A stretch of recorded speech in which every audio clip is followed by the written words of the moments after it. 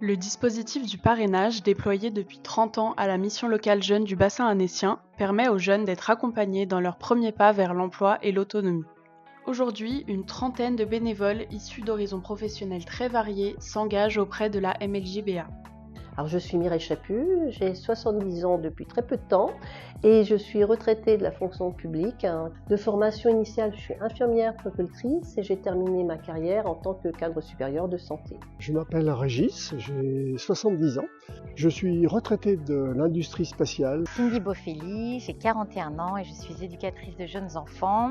Je m'appelle Jean-Hugues Trombert, j'ai 55 ans, je suis responsable commercial pour l'Europe dans une grande entreprise d'informatique. Je m'appelle Juliette, j'ai 32 ans, je suis commerciale dans la vie. Je m'appelle Jean-Luc Delay, j'ai 76 ans. Je suis à la retraite maintenant, mais toute ma vie j'ai travaillé dans le monde du tourisme et des voyages. Leur richesse, c'est leur diversité. Leur force, c'est leur envie de transmettre. Et leur impact, c'est ce lien humain unique qu'ils créent avec chaque jeune. J'ai souhaité devenir parrain à la mission locale jeune, tout simplement parce que moi j'ai commencé comme jeune. J'ai été accompagné par la mission locale jeune au moment où je cherchais de l'emploi à la fin de mes études.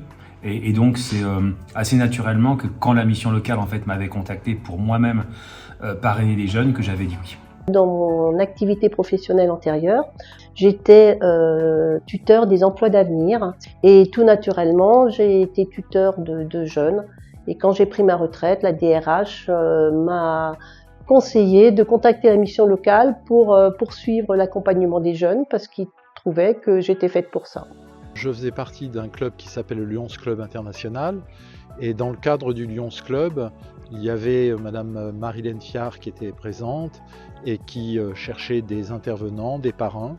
Et je trouvais que l'idée était excellente, donc j'ai accepté de participer. Et j'y ai pris goût, c'est pour ça que je suis resté depuis plus de 25 ans. J'ai commencé à 18 ans en crèche, j'avais pas du tout la confiance que j'ai aujourd'hui. C'est la mission locale qui m'ont trouvé mon premier emploi en crèche. Et l'accompagnement, leur bienveillance a été bénéfique pour moi. Et je trouve que c'est intéressant le parcours que j'ai, de donner aussi cet espoir aux jeunes qui sont un petit peu en rupture de tout.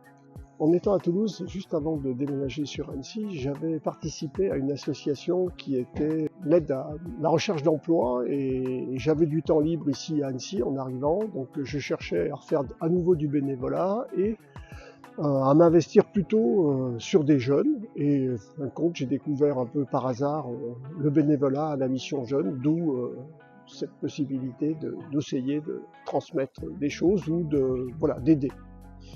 Ici, le parrainage repose sur une idée simple, permettre à un jeune de bénéficier de l'expérience d'un professionnel prêt à lui transmettre ses conseils, ses repères et sa vision du monde du travail.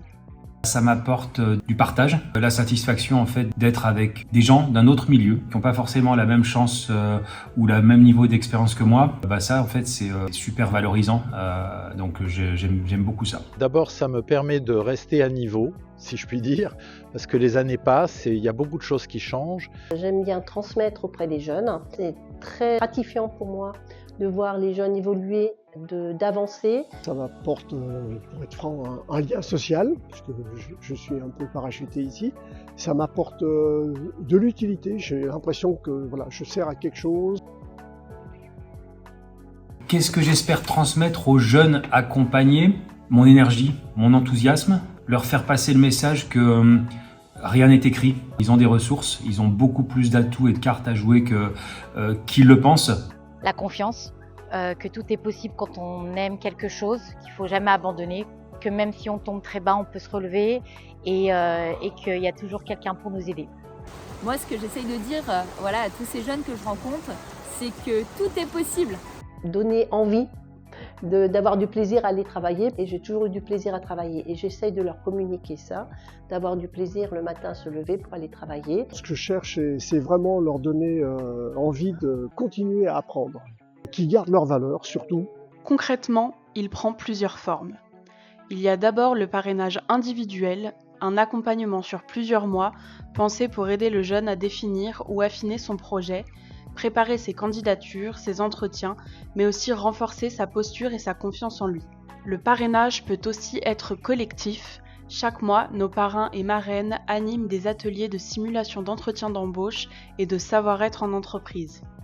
Ils interviennent également lors de forums, de rencontres thématiques et d'événements ponctuels qui permettent aux jeunes d'élargir leurs horizons. L'anecdote la plus drôle que j'ai vécue pendant le parrainage, c'était mon premier filleul en fait, qui avait réussi à trouver un job au sein d'une société d'autoroute. Et donc 5 ans après le parrainage, je me suis retrouvé à un péage et je me suis retrouvé avec lui en face de moi et je lui ai dit: tu me reconnais? Et il me reconnaissait. Et c'était assez sympa de retrouver cette personne qui était complètement intégrée dans la vie active. J'avais en face de moi une jeune fille qui, j'avais l'impression qu'elle n'écoutait absolument pas de ce que je pouvais lui dire. Elle avait un petit carnet sur les genoux. Alors au bout d'un moment, j'ai dit: écoutez, ayez au moins la décence de m'écouter et puis montrez-moi ce carnet que vous avez en main. Il y avait des dessins, des patrons, des chemisiers, des robes, des pantalons, etc. Et je lui dis: mais c'est vous qui dessinez tout cela? Elle me dit: oui. Et quand je l'ai revue peut-être 3 ou 4 ans après, c'est lors d'un défilé de mode où il y avait les vêtements qu'elle avait créés. Je suis passionné de montagne, je suis encadrant, effectivement, on s'est trouvé cette possibilité avec le CAF 74 de pouvoir faire cette découverte au Parmelan avec ce refuge. Et bien sûr, je me suis proposé pour l'accompagner. Les jeunes ont utilisé leur téléphone dans la camionnette pour regarder des vidéos et tout ça. Première question qu'ils ont posée au gardien, c'est où est-ce qu'on peut recharger? Et le gardien, là, a jeté un froid en disant: ici, il n'y a pas d'eau et il n'y a pas d'électricité. Et là, on a vu le masque tomber un petit peu en disant: tiens, on sort du monde, quoi. Ça, c'est pour moi, c'est collector. Un jeune homme qui cherchait dans la mécanique et j'ai mon grand frère qui a un garage. Et du coup, je lui ai proposé de faire un petit stage dans le garage de mon frère. Il m'a dit: mais c'est le chauve avec les yeux bleus qui est pas très sympa? Ah non, merci. Donc ça m'a fait sourire. Il est gentil mon frère, mais un peu moins bienveillant que moi. Le parrainage est un dispositif humain, bienveillant et profondément ancré dans la solidarité locale. Si je devais en parler en un mot, c'est avant tout du soutien. Enrichissant. Je dirais utile. Échange. Transmission. Le mot qui me vient, c'est le partage. Alors que nous célébrons les 30 ans de ce dispositif majeur, nous sommes fiers de mettre en lumière ces femmes et ces hommes qui chaque jour contribuent à changer des trajectoires.